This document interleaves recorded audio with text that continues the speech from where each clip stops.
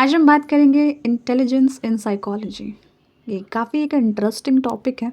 तो जैसे कि हम इंटेलिजेंस शब्द सुनते हैं तो हम अक्सर सोचते हैं कि इंटेलिजेंट सिर्फ वही लोग होते हैं जो एग्ज़ाम में बिल्कुल टॉप परफॉर्म करते हैं। शायद वो भी हो सकते हैं कि उनके हाई मार्क्स आते हैं, लेकिन आज साइकोलॉजी के एस्पेक्ट से यानी मनोविज्ञान के एस्पेक्ट से समझेंगे कि क्या क्या क्राइटेरिया, क्या क्या कंडीशंस फुलफ़िल करनी होती है कि अगर आप ये सारी चीज़ें करते हैं तब आप इंटेलिजेंस हैं। और शुरू में कह रही हूँ, अगर आप क्लासीफाई करते हैं कि हाँ ये सारी चीज़ें हम में हैं या हम इन चीज़ों को फॉलो करते हैं, तो ओवर कॉन्फिडेंस नहीं लाना है अपने भीतर। हाँ, प्राउड थोड़ा फील करना है, बट और फिर आगे की जर्नी पे ध्यान देना है। घमंड नहीं करना है इस बात का, नहीं तो फिर वो इंटेलिजेंस आपका नीचे गिर जाएगा। ठीक है। तो इंटेलिजेंस का बेसिक मतलब तो ये होता है कि आपके माइंड की एबिलिटी कि कोई भी प्रॉब्लम आए तो आप कैसे सॉल्व करते हैं, ये सॉल्व करते भी हैं या नहीं, या सिर्फ प्रॉब्लम से परेशान ही रहते हैं। फिर चेंजेस होते हैं लाइफ में, उसको अडेप्ट करने की क्षमता आप में है या नहीं, कुछ नए तरीके से सोचते हैं या नहीं, ये सारी चीज़ें।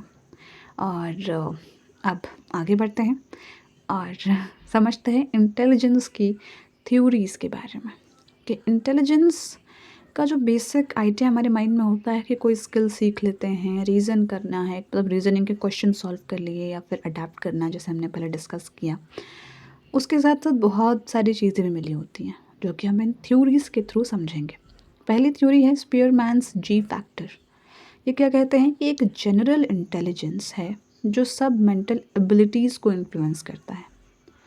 सोचो, ये एक मेन बैटरी है जो सब ब्रेन टास्क्स को पावर करती है। मतलब क्या कि हम सभी के भीतर ब्रेन है ना, जो कि हमारी बॉडी में फ्यूल की तरह काम करता है कि अगर ब्रेन काम कर रहा है तो हम प्रॉब्लम भी सॉल्व कर पाते हैं, अच्छे से अडेप्ट भी कर पाते हैं, नई चीज़ सीख भी पाते हैं।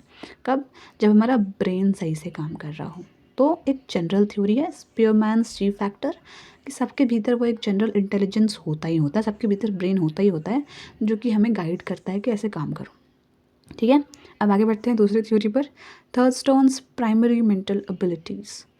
तो ये काफ़ी सारी चीज़ें क्राइटेरिया बताते हैं। उन्होंने तो बस सिंपल बता दिया कि ब्रेन होना चाहिए, ब्रेन अच्छे से काम करना चाहिए कि आपको फ्यूल दे रहा है हर चीज़ को करने के लिए। लेकिन थर्स्टोन्स की थ्योरी क्या है कि इंटेलिजेंस सिर्फ एक चीज़ नहीं है कि आपके पास ब्रेन है तो काफ़ी है, ये काफ़ी चीज़ों का कॉम्बिनेशन है। क्या क्या चीज़ें कि आप बोलते हैं अच्छे से हैं, आप न्यूमेरिकल्स या नंबर्स से अच्छे से डील कर पाते हैं कि थोड़ा बहुत अगर ऐड सबट्रैक्ट करना पड़ा छोटे नंबर्स का भी या फिर हंड्रेड्स में नंबर्स का, तो आप कर पाते हैं। कोई पज़ल थोड़ा बहुत सॉल्व कर पाते हैं, रीजनिंग थोड़ा कर पाते हैं, आपकी याददाश्त थोड़ी अच्छी है और परसेप्चुअल स्पीड थोड़ी अच्छी है, यानी आप माइंड में इमेजिन करके सही तरीके से थोड़ा सोच सकते हैं। आप अब सोचेंगे कि ये सारी चीज़ें कहाँ से लेकर आए, घबराना नहीं है, बस कॉम्बिनेशन है। मैंने कहा ना कि हर एक चीज़ में इसमें आपको मास्टरी करने की ज़रूरत नहीं है, उसकी जर्नी में लगे रहना है कि हाँ ये जो इतने क्राइटेरियाज इन्होंने बताए हैं कि अच्छे से बोलना है, नंबर से अच्छे से डील करना है, पजल से थोड़ा अच्छे सॉल्व करना है, रीजनिंग थोड़ा अच्छा करना है, याददाश्त अच्छी रखनी है, इमेजिनेशन पावर थोड़ी और अच्छी रखनी है, तो इस पर काम करते रहना है। अगर पहले से आप अच्छे हैं तो ईगो नहीं, ओवर कॉन्फिडेंस नहीं, और इस पे अच्छे से काम करिए और आपकी इंटेलिजेंस और बेहतर होती जाएगी। बस। फिर अगली थ्योरी क्या है, गार्डनर्स मल्टीपल इंटेलिजेंसेस।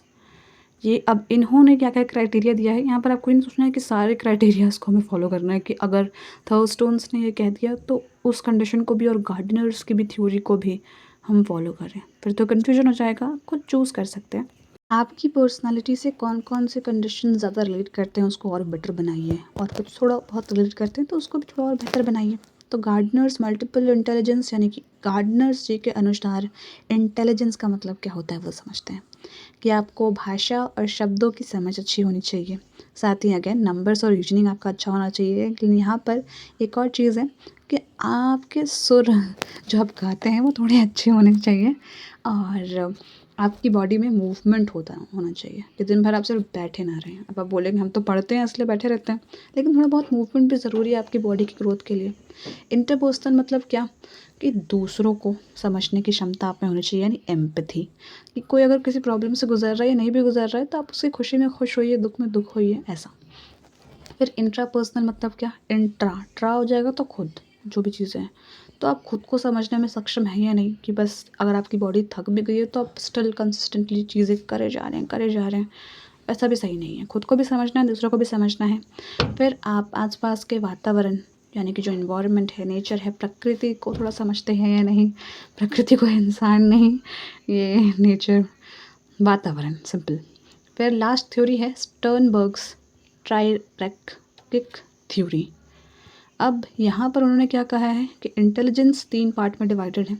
आप प्रॉब्लम सॉल्व कर पाते हैं या नहीं, नए तरीके से सोच पाते हैं या नहीं, या फिर आप में थोड़ा कॉमन सेंस है भी या नहीं।